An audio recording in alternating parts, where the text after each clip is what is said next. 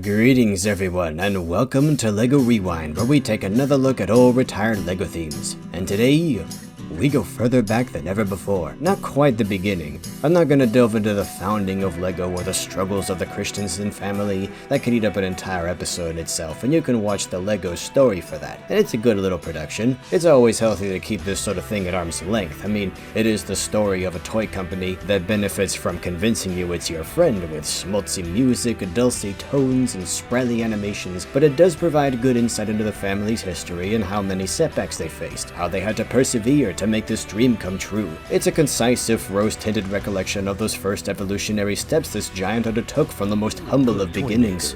But was not a very good salesman. He didn't like praising himself or talking about how careful. This is such a mood for me, it's not even funny. Damn! So, let's go back 70 years. Up till this point, LEGO was pretty much like any other toy manufacturer, with wooden animals, cars, and trucks, but in 1949 the world was introduced to a whole new way to play with limitless possibilities. This young boy had such fun, he used Lego one by one. Automatic binding bricks was the first proper LEGO set as we know it. This era of LEGO is actually pretty spotty. On sites like Bricklink you can find the names and numbers of those early 50s releases, but not a lot of pictures. There are entire years where we're pretty much in the dark. There is some documentation if you know where to look. For a while, bricks were hollow underneath, so they didn't have the clutch power to hold pieces together. You had to just stack them up and try not to sneeze their way. The packaging's interesting. There wasn't a wide range of elements back then, so storing them in their own luxurious little cutouts was perfectly manageable, and the boxes came apart like ones you still find puzzles in today. Some of these were just stacked to the brim with plastic, barely a square centimeter left unoccupied. Part of me really likes the idea of this sort of packaging, but with how diverse and specific LEGO elements are now, with how many different types of pieces you can find in a single set these days, this approach just isn't feasible, and I prefer hearing the bricks jostle around as you gently swing the box one-handed to and fro on your way to checkout. Just listen to that click. One thing I can't get enough of is this box art. These paintings are like nothing else we've ever seen from LEGO. Distracting as the giant plastic church may be, those trees are pretty nice. I wonder how many of these kids are still alive. They'd be in their 60s at least. I wonder if any of them are watching. You had your big sets that were usually enough to make an entire house or building, but they also released a ton of smaller expansion packs with specific molds or colors. Some of these came in canisters.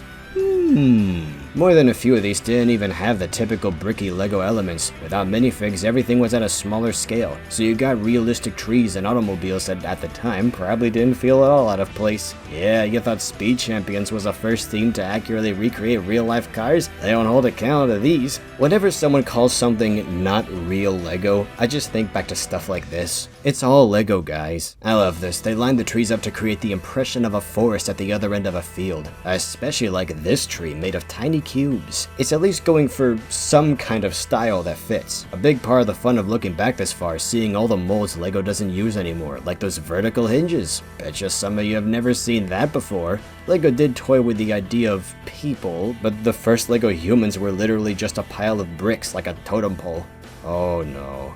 Oh no. Oh no! Now you may have noticed a little extra something stuck on the LEGO logo. Yep, Samsonite. Great gift ideas for everyone you know. Samsonite folding furniture. Most people just know them for their luggage, but they've been around. They briefly partnered with LEGO to distribute sets in North America and Canada. You can even see the Samsonite logo in some instruction booklets right up to the end of the 80s.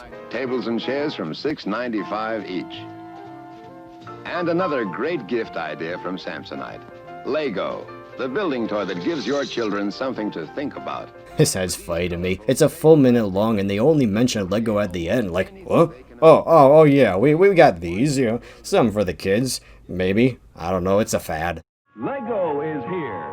Hey, kids, look. Lego, the sensation of Europe, now made in America by Samsonite, who make it better for longer lasting fun. They could not have predicted the brick becoming the titan it is today. I bet they wish they were still connected now. This lighting just mesmerizes me. That's sold separately.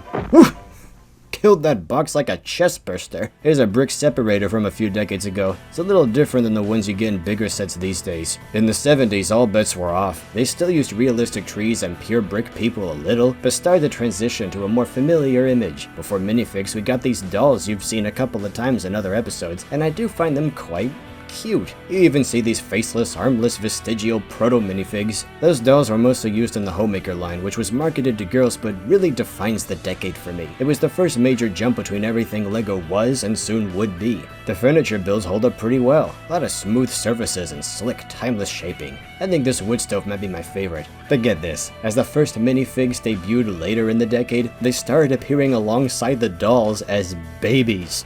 They look like tiny adults kidnapped by delusional giants and forced to play the part. That's hilarious. I seriously hope somebody makes a stop-motion horror skit with these someday. That'd be great. The early 70s also saw this mini Talia line. While some of the builds are indeed mini, those houses are perfectly scaled for minifigs years before any were released. And some of the builds are actually kinda big. You want small? Then Modulix is for you. These miniature bricks were developed in the early 60s when Godfred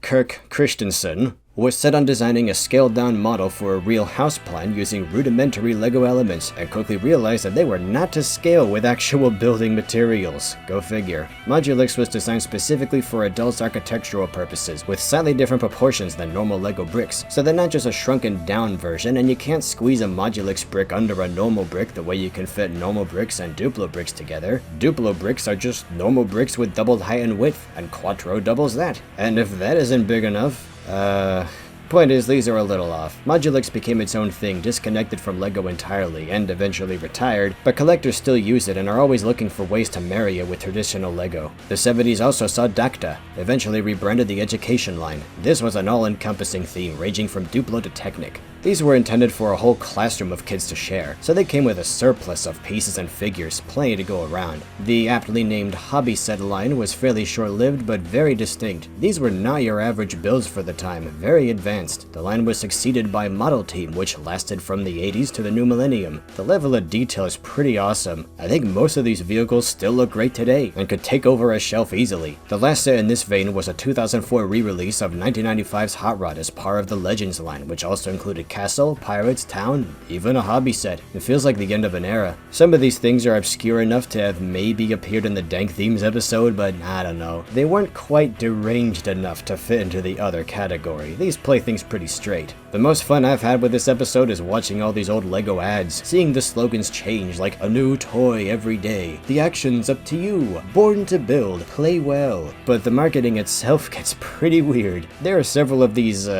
country-sounding ads. You can raise a car up on the lift and check the underside. Build a crane and watch it drop some bricks into a bin. Or radar sounds an alert, a signal to the crew. Open up the slide them to the launch pad and jumps on his truck and take a ride. Some of my favorites imagine what the Wright brothers, Alexander Graham Bell, and the like would have invented out of Legos. Check out this George Eastman one. Isn't that cute? It can take little pictures. Of course it can, George. Yeah, keep patronizing the boy, Grandpa. See where that gets you. Button do. I'll teach you to underestimate children. Lego toys. Toys that build imagination. Also, check out this chap. His name is Jack, he's new in town, and lunchtime is when he gets down. Yeah, everyone knows Zack the Lego Maniac, but how many of you have heard of Jack? Must be his cousin or something. And with that, we're back to the same old sorts of themes we always cover. I'm not here to cheerlead LEGO, that's never been my mission with this series. I just like to shed a light on things that even the most avid of LEGO fans may have forgotten. But it really is incredible what LEGO's done. The brick has appeared in many forms over these 70 years, even after most of the more outrageous elements from the 90s, 80s, and so on were discontinued because LEGO's people thought there were too many molds and that LEGO was losing its core identity. The brick has since bounced back and evolved and diversified into more shapes than ever. The sheer wealth of different pieces and colors available today is astonishing and overwhelming for some who kinda miss that simpler look when it was just bricks. I see it pretty frequently, mostly people in their 80s or 70s, struggling to pick one set out of the dozens in the aisle for their grandchildren, confused by how special everything looks, how loud and frantic and specific, wanting to go back to a simpler time when LEGO looked more square. LEGO still releases products for those sorts of fans. There'll always be a place for that. But I wouldn't walk back any of the advances made with the system in recent decades, and I can only imagine how it might grow as we enter another new decade, what LEGO will look like in 2 or 3 or 7 if I'm still around then. Assuming there are kids watching this video, who are we kidding? Always remember, these vintage products, far removed as they are from modern LEGO sets, were made for the children of their day. And Lord knows what studded twisty landscape your grandchildren may inherit. It may be just as harsh and unrecognizable to you as the modern LEGO landscape is to them. Bricks may not even be made of plastic anymore, who knows? But to me, change is exciting. It's what's allowed everything I love to be. All the themes we've covered up until now, they're all aberrations of some sort, and I'm always excited to see what's next, even if I don't buy it, even if it's not for me. Just to watch the process is always fascinating, and I hope that feeling never dies for me or you, as we keep peering ever around that corner with the advance of time. And that's it for today. If you want to support my work, please consider my graphic novel series Planet Ripple. You can buy the books on Amazon or read an early draft of the first book for free. And for the Bionicle fans in my audience, there's the Toa, my ultimate love letter to the original series. Links to everything in the description. Our penultimate entry will be the seasonal recap, with a little extra something. See you then! Just imagine what the little Wright brothers might have made with Lego toys. Orville, Willie, wanna play ball? Nah, we're busy. What is that thing? Nothing. It can fly. Yeah, sure.